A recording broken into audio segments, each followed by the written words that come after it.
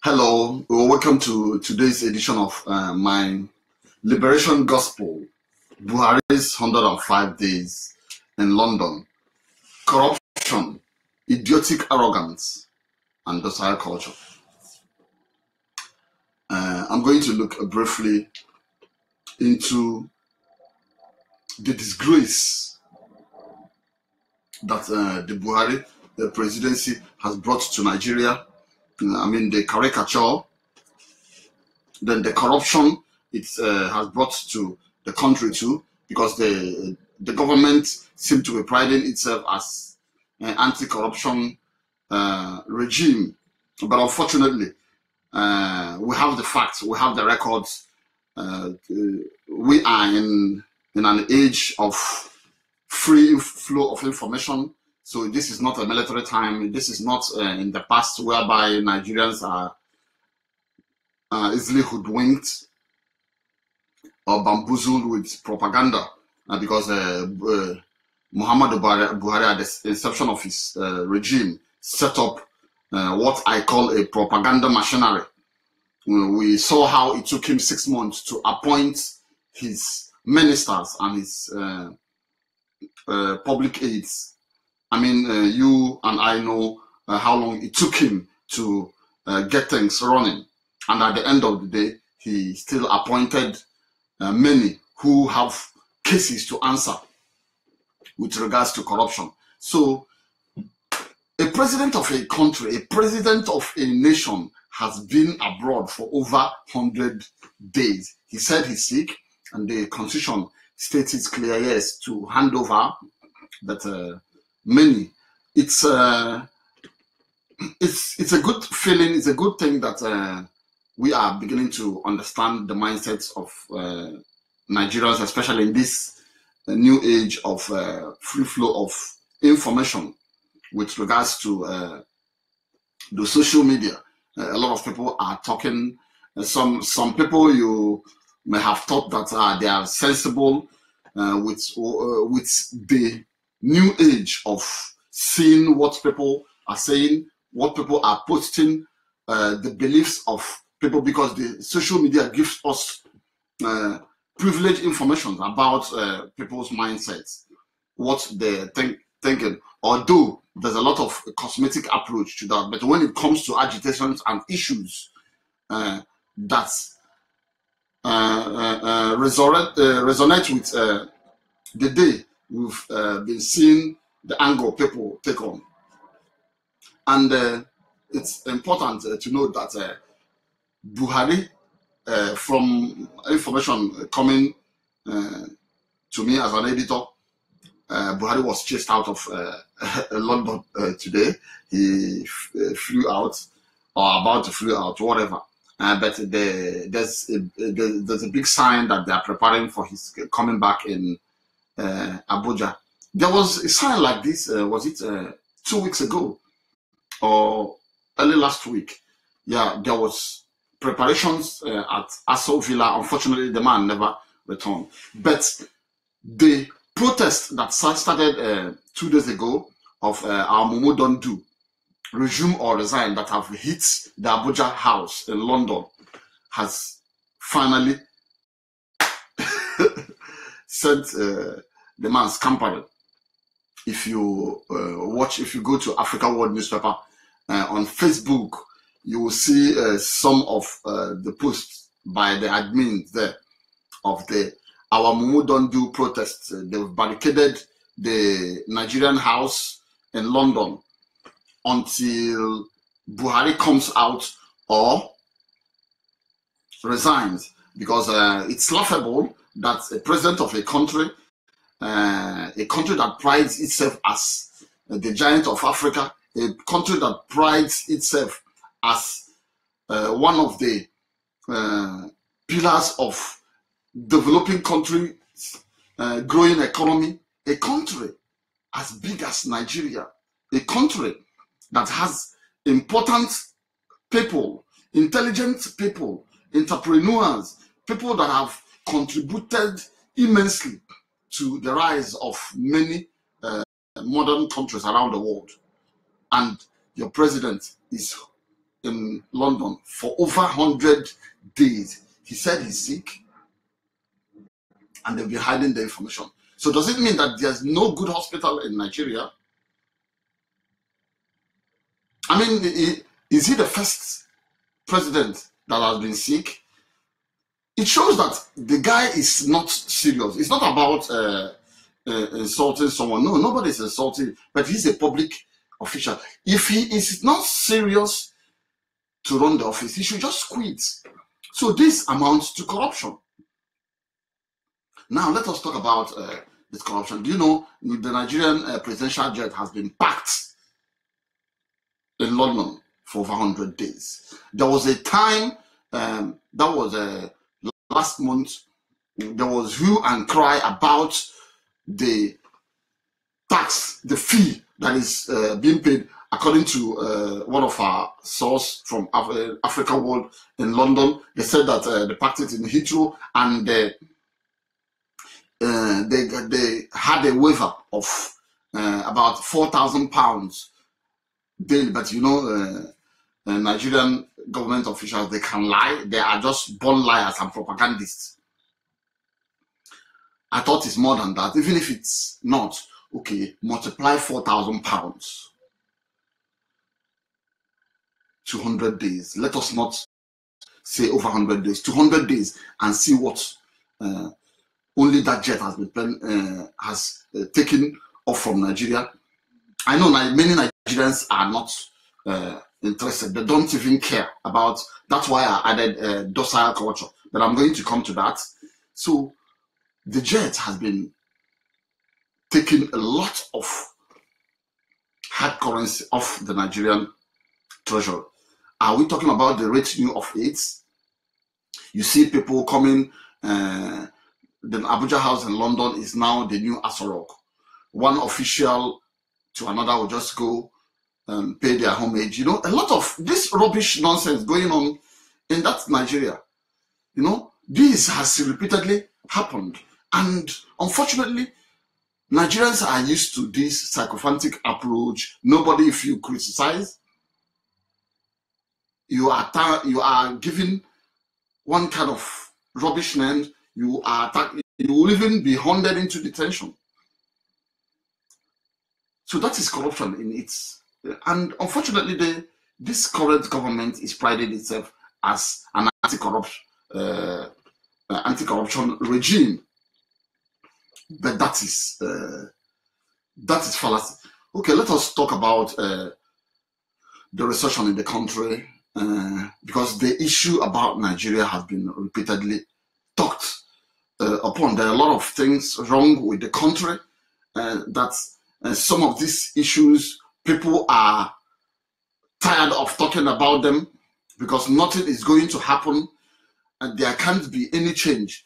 We're talking about money that we are gotten by EFCC, because EFCC have been on the neck of many people over fund embezzlement, especially people of last regime, the Buhari regime, being afraid of his contemporaries, decided to only probe the government of Goodluck Jonathan. He didn't want to go beyond that because billions of pounds has been stolen from the Nigerian coffers. And if he delves beyond Jonathan's era, he will be cutting his foot because he himself is a corrupt man. There are facts. There are facts. Evidence are very hard on him, but he doesn't want to go beyond that, because if he goes beyond that, he's going to be in trouble. And from what is happening in his regime, many are, and the kind of demon we are dealing with, because it is good to call a spade and to drop the facts. It is not my fact. Lai Mohammed, the information minister, gave sometime in last year, gave a rundown of what has been collected from EFCC. And apart from that, this year alone, This year alone, the EFCC has gotten more than 180 million dollars. Just the one, the public. So you remember the 43.4 million dollars stashed in a flat in Ikoyi. All of us saw the picture. Up to this day, nothing has come out of that. Even the court has ruled for the forfeiture of the money.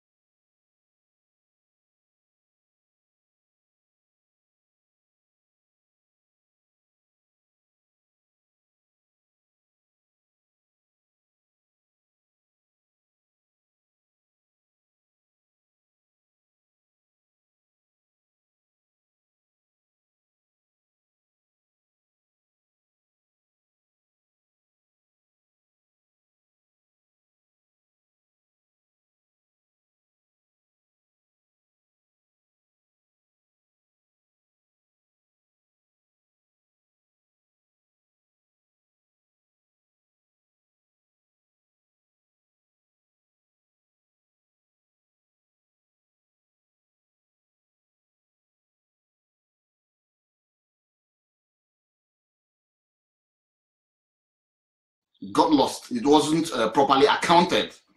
I mean, if you listen to me, I ran down, I talked about the $43.4 million that was discovered at the Ikoyi flat, which nobody agreed to own. And the court has even ruled that it should be forfeited. You remember the group MD of NMPC, Yakubu Andrews, the $9.8 million that was gotten from him. Or did we, this thing happened in April this year? Or do we talk about the $15.3 million that was gotten from different angles? Are we talking about assets too?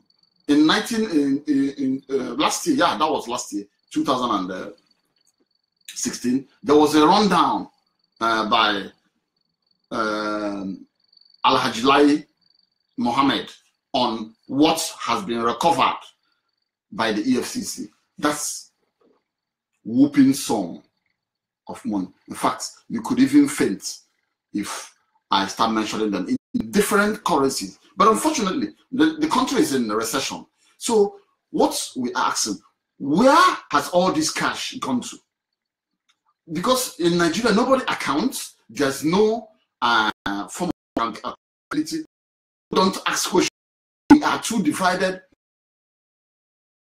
in saying that, look, this country, we cannot continue to be one, because you can't ask questions. If you bring up issues and questions, some from other sections of the country will say, no, this is an Igbo issue, or this is an Hausa issue, or this is a Yoruba issue. Look at what happened to Charlie Boy. Charlie Boy went to do his protest in Abuja. Some people decided that he's not going to have the protest.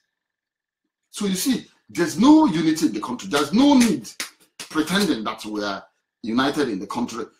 When you are in government, you see a lot of stashing away of our commonwealth. It's happening with Buhari regime. Even before he came to power this time, because I said it before his election, I said it after his election, that Buhari never won elections. All these things are because the structure of the country is falsified. Nigeria, we have a fake census. The census, the population is not right. It is very wrong. It is false. Telling me that Kano is more than Lagos, you are talking cock and bull story. It is cock and bull story. That is bullshit. I cannot believe that. A state like Kebbi, Jigawa, that have traveled to Sokoto, you will travel from here to many kilometers without even seeing in this time of life. What they have is land mass. If you look at the map, you check that. And a dry and weary land too. That's what they have. So Buhari is a very corrupt guy. And what is happening today, I'm happy that more and more people are beginning to see. It's an eye-opener for Nigerians. Because if Buhari hadn't come to power, many Nigerians would have maybe stoned the last president. They would have said, man, this man, if Buhari had come in, this would have happened, that would have happened. But this man is a wicked man. We saw that in his first regime as a military man. He didn't want to go into the indices of economics, buying and selling, supply and demand, knowing things. He just thought, look, this is an Aboki issue, or this is a cattle issue. He wants to force down prices without looking at the mechanisms on how to sort out poverty. Today, he's still doing the same thing. He came in as president and started making a lot of statements that triggered this, not only inflation, triggered this recession, because there was mass capital flight. A lot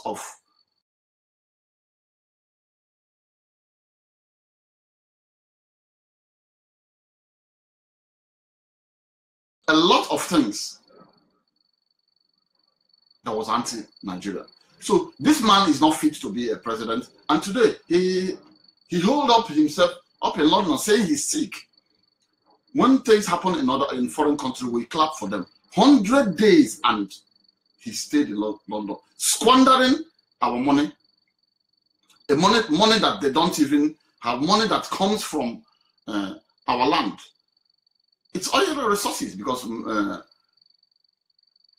I mean, most Nigerians that are supposed to pay tax, they don't pay tax. Yes, we collect money from tax, but the mainstay of the economy is oil. And that's why they keep stashing away the cash. So today, I just heard that he is about to fly, or he flew back to Abuja because he was chased out. You've seen the videos that are circulating online. If you go to Africa World newspaper, you see some of the videos that the regime or resign protesters in London. They barricaded the place. He was smuggled out of the Abuja house. He was afraid because these people are shameless. They don't have shame at all.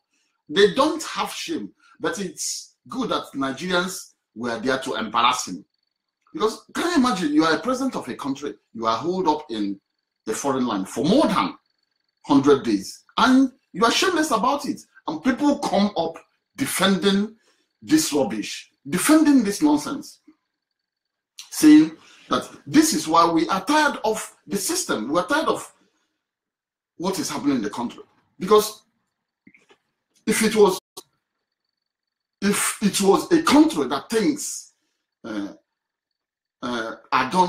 are done properly, this rubbish cannot happen.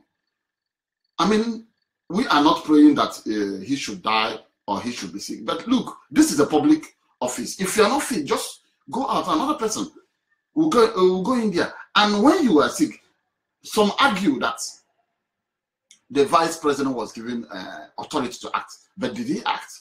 3 ministers were appointed. They never allowed him to swear the ministers in. And the guy, the vice president, is being afraid. They don't want him to act. And a lot of things that go. Most of you are Nigerians. You know how system goes on in the country. And unfortunately, people say less about this because of what the peanuts they get. They can't say, or they're afraid to be arrested, or they are afraid to be killed. And because we are always afraid, this rubbish keeps going on. So when we talk of corruption, Buhari should shut up, because he is a corrupt person. His aides are still there. EFCC has gotten hundreds of millions of dollars. What have they done with this cash? What have they done with this cash? They're not even explaining to Nigerians the destination of this money, what they are being done with the money, or what they are planning to do with the money. And nobody asks these questions. So when we talk about corruption, just sitting in London, spending millions of pounds sterling and running a cabal when their nonsense constitution is still there without even obeying that, it's corruption itself. And I say idiotic arrogance. Why do I say idiotic arrogance? Look at what happened. He is sick, and when you ask questions, what is the situation of the sickness? One of his aides said he's a private citizen. He's a private citizen, and he's spending millions of pounds trying to sort out his undisclosed sickness. We don't know what happened to the guy. Asari Dokubo just said that Allah struck him with deafness of the ear and co, because they've refused to tell us the extent of his sickness. They won't even, if it is in a sane society, there will be press conferences, there will be updates on his health, and it will be incumbent on the citizens to wish their president well. But unfortunately, Buhari is not my president. I don't even recognize him because he never won that election properly, and he is not fit to be the president of Nigeria. He has nothing to offer. He will not offer anything because I've assessed him from time immemorial.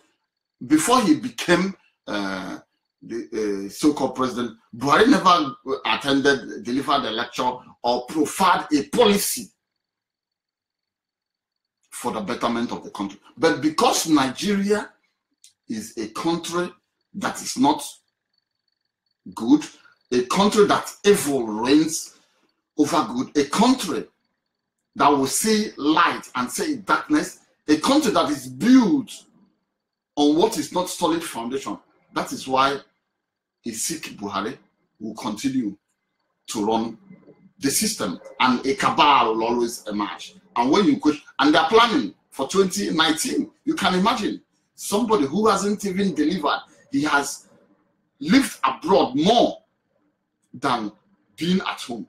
Even while he was at home, what did he do? This man cannot do anything. He lacks the ideas to provide a job. He lacks ideas to create wealth. He lacks the ideas to consult. He's very, very arrogant, very extremely arrogant. And that's the arrogance that have bedeviled Nigeria. That is the arrogance that have made sure there's a clog in the progress of Nigeria's forward movement. There can never be progress with Buhari unless he suddenly changed. Maybe God must have touched him in London and he comes back being a humble person. But the Buhari I have studied is a very arrogant person, and that is how arrogant his people are, because his people thinks that they must rule, whether we like it or not, that they must be in charge. And this is why they are not offering explanation on key things that matter to the society, on key things that will bring about change, on key things that will sort out the millions of unemployed youths that roam about the streets. That arrogance, it's so much that it's dripping with serious hate in the country. Then coming to docile culture, we Nigeria, there's what we fella will always say, Sidon de look or Wimumu. You know, Nigerians are because of the history of the country. You know, there's a lot of docile citizens in that country. You see, some people will try to agitate for the right things to be done. Others in another section of the country will come up antagonizing that. A case of Buhari is a typical example, whereby you see he's not doing anything. The country is just stagnant. Not everything, things are polarized. There's lack of that. There's no employment, no empowerment. Workers can't even get their salaries. Those who are getting their salaries, part of their salaries are being cut, and nothing is happening. Nobody is taking responsibility, and the citizens are docile. You know, everyone is docile. If you talk, it looks as if you are committing a crime. You know, they said, "Operation make it a wise man mad," but I don't know if there are multitude of unwise people in Nigeria. You know, people are bottling up their emotions in the country. Instead, opening up churches here and there. I just saw the picture of Pastor Adeboye of RCCG going to visit Buhari. Whatever they may have discussed. If people like that cannot stand up for the common Nigerian, then I think there's a very big problem in that country. This is why we have decided that the country should divide, because things cannot continue. Because in many places, what is happening in Nigeria is supposed to have started a conflagration. There would have been conflicts. What is happening in Nigeria cannot happen in many places. But unfortunately, we have docile youths that are just interested in going after women and driving the best cars, in looking for money for their own. They're just very selfish. They're not interested in communal good. So this is why things keep happening. Things keep repeating. You see governors, they see elected officers, they will start bowing to them, genuflecting to them, getting peanuts from what is rightly theirs. They get peanuts and keep quiet, forgetting about that. When you give a child fish without teaching that child how to fish, the child will come back asking for fish again. If there's no enabling environment, when I say enabling environment, 24 hours electricity, only that can ginger the economy. Because there are many creative Nigerians, home and abroad, who are ready to come down and run a lot of things. Just, it's not about the blue chip companies, big multinational companies. No, the drivers of the economy, the small scale entrepreneurs, industries, employing 5, 5, 3, 3, 2, 3, 1, 1, 10, 10 people. When it's scattered everywhere, you see it's begin to affect the economy. It's people's life begin to be affected. But this doesn't happen in the country. Nobody's talking about empowering these people. There's so much docile culture in the country that the youth doesn't want to agitate. Those who are agitating, before you know it, they chicken out. So it's horrible that the president of a country will spend over 100 days in a foreign land without being ashamed. I say shame, shame to you, Buhari, and your colleagues. You people have no shame. That is why many of us are becoming ashamed of Nigeria. If Nigerians can be so docile to take this, then we are shameless as a people. But I thank God that some who didn't fit, that this is unbecoming, this is unheard of, this is anti-progress, and this must come to a stop. Went as far as barricading the Abuja house in London and snuffed that docile president out. He had to, the backer had to run out. Because, I mean, my people, they say a madman has no shame. It's only his relatives that feel the shame. These people are shameless. They are shameless because, one, they say they went to school. That is not school. We know. Going to learn how to clean a gun is not going to school. I said it before. Buhari is a dullard. Buhari has never profiled a policy. Buhari, ever since he left as first president, and he has been nursing to come back as a president, he never profiled his policy, a developmental policy in Nigeria. I never heard where Buhari went to deliver lectures and talk soundly on how to better the economy, on how to fix things, on how to carry people along. He talks like what we call Abur. He's a Fulani Abur. And he brought it back when he was rigged in by his brother. Because he never won election free and fair. We saw it 6-year, 5-year, 7-year-old kids voted in the north, and their population is forced. They always rig. This is why we are tired of the system, because things cannot go properly. You can't have effective census count in some parts of Nigeria. You just come to a house, they will tell you how many people that are inside, and you write it whether you like it or not. We know all these things. They've been falsifying things in Nigeria. The way they falsified figures and changed derivation formula on how to share the Nigerian money. That's how they falsified census.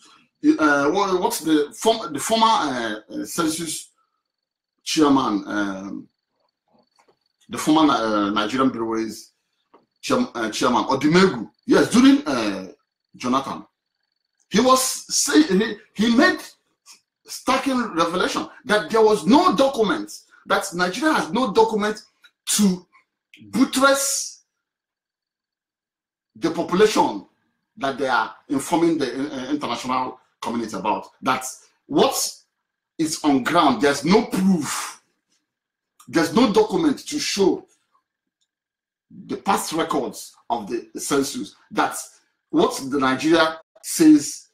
How many they say there's nothing documented to prove that, which means all that have been saying is just forgery. And the guy was kicked out. There was revolt by northern governors against Odumegwu. I think Festus Odumegwu also, and he was removed by Jonathan. That same Jonathan, being afraid, he removed him. So this has repeatedly happened. Corruption, idiotic arrogance, and docile culture. I say shame on Nigeria, but we thank God. Let's see what's going to happen. From information given to me, they said he's going to give a broadcast on Monday. So we see. We'll be seeing and watching and hearing what he has to say. But Buhari will never do anything because we are used to what they can offer. There's no good thing that can come out from there, because when you don't have a good heart, when you don't have a clean heart, when you are so wicked, it can never or go well with you. These are laws of nature. When you don't want to sit down with people, no matter how you view them, no matter how you see them, when you can't rub minds with those who you call your brothers, let us say this is a marriage. Nigeria is a marriage, because whether we like it, it's a marriage of strange bedfellows. We don't love each other. Not that we don't want to love each other, but some people has made it difficult for the marriage to work. That's why we have before we came up to decide this, many of you can attest with me what's behind. The system is bad. The system is terrible. So where do I start? There are a lot of things to say. You can go and search for my book, Nigeria Whips. Check it online, then read it, and you understand what I'm talking about. But for your president to be abroad in London for 100 days, more than that, without blinking, saying he is sick, and Nigerian officials are trooping to London on taxpayers' expense, going to see him, paying homage. Who is he? Yes, we respect the office, but who is he? If he is fit to be president, he should be back home. But because he has no shame, and because he is corrupt, don't forget what I said about the EFCC discovery of millions. What have they done with that? What has been fixed with the money? What infrastructure has been erected with that money? Accountability. What did they do with the cash? They've been talking about every day. They keep bamboozling Nigeria. We have recovered so billion. We have recovered so billion. What did they do with it? Last year, 2016, Lai Balogun said they recovered about $150-something million, but they will not name anybody. Look at the thing, they are talking to kindergarten pupils. I don't know why Nigerians are afraid of their so-called leaders. Should we be afraid of these people, or they should be afraid? Abroad here, leaders are afraid of their people because there's nothing like people's power. If people decide that, look, enough is enough, if we decide that enough is enough, that enough will certainly be enough.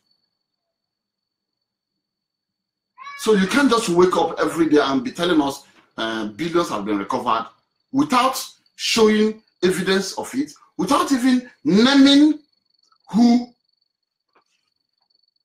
you recovered the money from.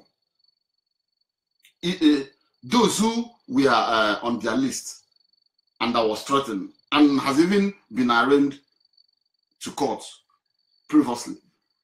When they change their party and get into the party of the day, which is APC, they now become saints. They're now rebaptized, and they're used to go and campaign for the status quo to continue. So, brothers, this is corruption. Buhari is a very corrupt guy. I said it earlier on when I started. $3.4 billion from PTF fallout. He refused to account for that. He refused to be probed. And it was open. Buhari made the statement that Abacha was never corrupt. And you see, up to today, we are still getting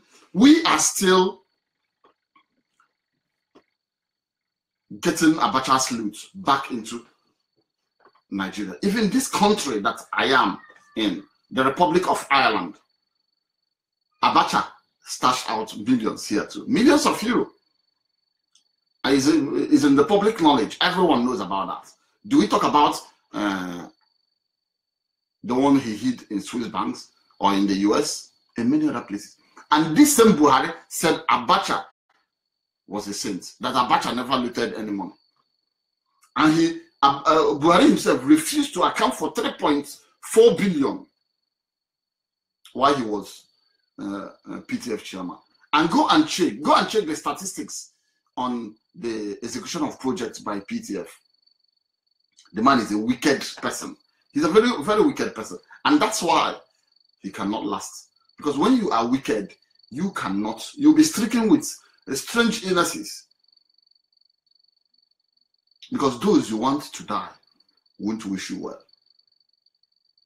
And he's a very arrogant person, just like his people. That's idiotic arrogance. They think that we are Hausas. They think that we are Jukuns. We are the Nupes. They think that we are the minorities in the north, that they must subjugate us. No, it is not possible. Unless you people want to be subjugated. We cannot allow that.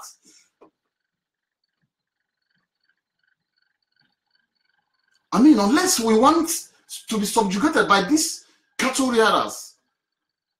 You have seen them. They even sleep with their cattle.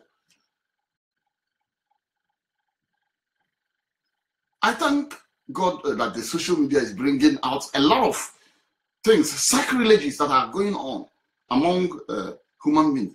You see Fulani cattle herdsmen sleeping, having sex with their cattle. Haven't you seen that?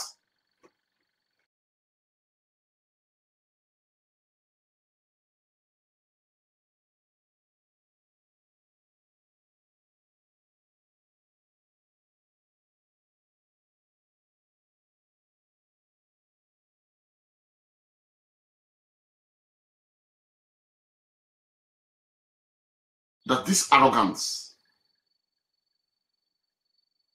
has to come to a stop. And our docile culture we must begin to demand for what we want. Because we want progress. We want prosperity for everybody. We want things to be done rightly. If it cannot be done rightly, then to your tents. To your tents, O Israel. But I must have to commend all those who snuffed Buhari out from Abuja home. They were there too. They've been giving us information, giving us videos on what is happening. Finally, from information, I haven't really verified that he had to run away in order not to face international embarrassment. The embarrassment has already been there, but you know, like I said, a madman has no shame. It's only his relatives or her relatives that will be ashamed. It's already on CNN, many places, that the president of Nigeria has been in London for more than 100 days, shamelessly saying that he is sick. It's And unfortunately, Nigerian doctors, they never made any statement, because this is a dress down to Nigerian doctors. This is a dress down to the Nigerian health sector, because they are still co-presidents. You know, he doesn't have confidence in the health sector of the country. Unfortunately, that's docile culture. It's always with Nigerians. But I thank you for listening to me, and we will keep our fingers crossed while doing what we are doing to make sure that we reach our promised land. Thank you for listening to me, and stay with me in the future for more talks on this my liberation gospel. My name is Okachukwu Okori.